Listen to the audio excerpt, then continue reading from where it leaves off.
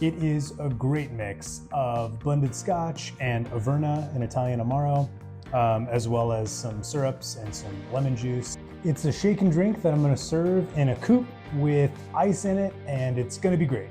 I did have to make a couple of subs because I didn't have allspice dram. I do want to buy allspice dram, and I think this drink is worth making with allspice dram, but I think it's important to show on the channel that sometimes you don't have all the stuff that you see on an online recipe, and that doesn't mean you have to throw it out completely. Towards the end of this episode, I'm going to be showing a non-alcoholic version. It's not actually the same drink. I've added a non-alcoholic aperitif, which kind of takes the drink more in a paper plane direction. Maybe we could call it a flannel plane, but it is non-alcoholic completely, and it's a tasty one too, so stick around for that one also. And while we're at it, go ahead and like and subscribe. It really helps me to know which episodes you're digging and helps you to get a notification whenever I put out something new. So let's build this drink. I've talked about a few of these ingredients before, so I think the only one I'll spend time on is Johnnie Walker Black Label. The recipe calls for blended Scotch. It doesn't say specifically if that blended Scotch should have much of a smoke profile. Johnnie Walker Black is one that I like specifically because it does have some of that smoke intensity. It's pretty subtle, but if you don't like smoke, I would pick something maybe different.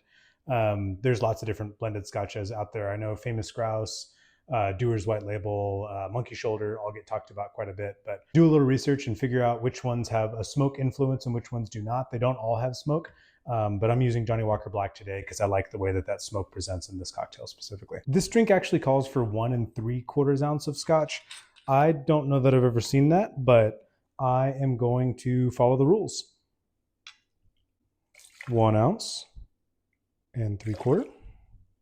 If folks, depending on where you're watching, this is not an alcoholic apple cider, I'll just call out. This is just that kind of hazy pressed apple juice that you find at the store, usually in a gallon or half-gallon jug.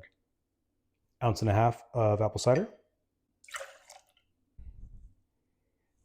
Smells great already. To that, we're going to add 1/2 ounce of Averna. Averna is on the sweeter side for Italian Amaro. I think it's going to work really great in here. Add a little bit of spice quality, but also bring a little bit of sweetness. We need just 1/4 ounce of lemon juice. It's not enough lemon juice to really be a sour style cocktail, but it just gives a little bit of balance to a lot of otherwise pretty sweet ingredients. And I'm going to use 1/4 ounce of this cinnamon simple that I made. This drink actually calls for 1 teaspoon of a rich demerara syrup and a 1/2 teaspoon of St. Elizabeth allspice dram. But like I mentioned, this is going to be my sub for today. And we'll do 2 dashes of Angostura bitters. Also, I'm going to do 1 dash of orange bitters. This drink actually calls for an orange twist to top it off. I'm going to garnish with apple because I don't have an orange, but this will give a little bit of that orange complexity. Now I'll grab some ice and we'll shake. You may notice I've put a clear cube of ice into a coupe or a V-shaped kind of almost martini glass. And you may think, you can't do that. You can't put ice in a coupe. I did, and you can too. Give it a shot. It's kind of fun.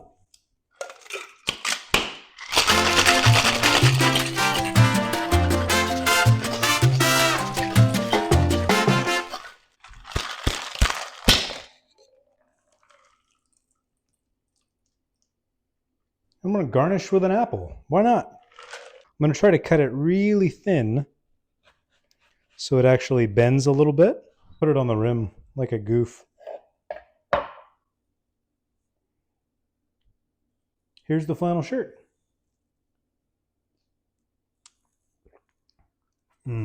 Wow, that's great. It's like getting all the different spice notes and spice character of a hot apple cider, a spiked one, but served cold. It's really refreshing, even though it has a lot of that spice character, the cinnamon, the clove kind of quality. And the Amaro is really an excellent addition too. Okay, let's try the non-alc version. Oh, I will say too that if you have Johnnie Walker Black on hand and are scared away of the smoke thing I mentioned earlier, this really doesn't present very smoky at all. So I think it's a great choice. If you wanted it smokier, you could probably even dash in a little bit of a Isla Scotch like the penicillin does, but this works great as it is. Okay, now let's make the non-alcoholic drink. I mentioned earlier that this isn't actually a direct translation or adaptation from the flannel shirt. I think it kind of sits somewhere between a flannel shirt and a paper plane in the non-alc world. I am going to be using this aperitif alternative. I got this idea originally because the flannel shirt drink calls for Amaro Averna, and I wanted to use something that had sort of a bittersweet quality to it. And this ritual aperitif really does that really well, but it does it more like an Aperol or a Campari would. And so I'm going to use lemon juice and I'm going to use a whiskey alternative also. But because I'm using this one and the cider, I think it kind of sits somewhere between the two drinks. So I'm joking or riffing with the name a flannel plain. Could be great. We'll do 1.5 ounces of this ritual whiskey alternative. Another thing to note too is that this ritual whiskey alternative does have a little bit of like a capsaicin-y sort of burn quality to it. Not really cinnamon directly, but a little bit of like almost a pepper burn. I think that's kind of how they approximate the burn of alcohol without having any alcohol in it, but it works really well for this drink, an additional kind of spice dimension. We'll use 3/4 ounce of this aperitivo or aperitif alternative. We'll do 1.5 ounces of this same cider that we used in the other drink. And finally, we'll do 1/2 ounce of lemon juice. Lemon juice also in a paper plane for context there. We'll get some ice and shake. I've got my glass frozen here with my clear cube. One note on when you're shaking a non-alcoholic drink is that if you shake them with a lot of ice really hard and fast like you would for a normal cocktail, they'll seize up in the shaker because there's actually not any alcohol to keep things moving.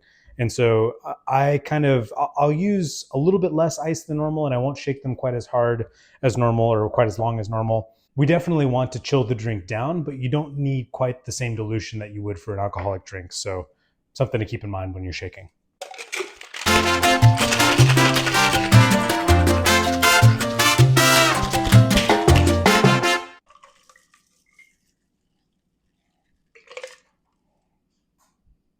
Let's give this one a taste. Yeah, it's great. Honestly, this is maybe my favorite non-alcoholic drink we've ever made on this channel.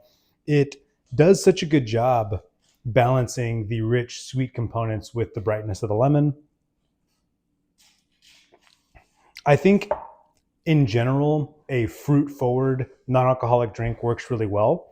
If you can add in something like spice dimension from this aperitif alternative, I think that really helps and keeps this drink kind of seasonally oriented, even though this aperitif alternative would probably be used more often in a bright orange spritzy kind of drink. Using the cider and also pairing it with the whiskey alternative gives it more of that fall angle. Impressive non-alc drink, if I do say so myself. Thanks for watching this episode all the way to the end, and for learning about the flannel shirt and also the non-alcoholic flannel plain, we'll go with that name. At the end of the day, drinks are for fun, whether alcoholic or not. And my goal with this channel is to teach people enough so they can share that fun with the people they love. Come and be amazed at what you can do. Cheers.